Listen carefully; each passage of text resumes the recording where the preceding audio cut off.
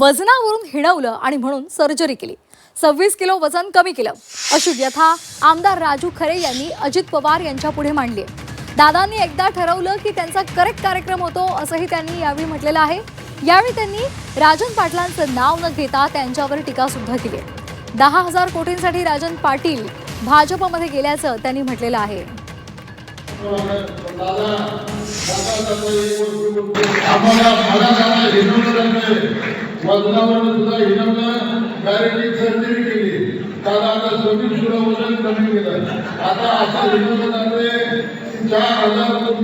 आम्ही निधी आणला 1 वर्ष झालं। हे आमदारांना काय आणलंय?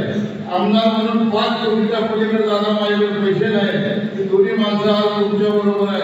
आगे आगे देखो क्या क्या होता है। तर दादांनी ठरवलं तर करेक्ट कार्यक्रम होतो असं खरेंनी म्हटलेलं आहे। आणि त्याचबरोबर वजनावरून हिणवलं म्हणून मी सर्जरी केली आणि 26 किलो वजन कमी केल्याचं सुद्धा त्यांनी सांगितलंय।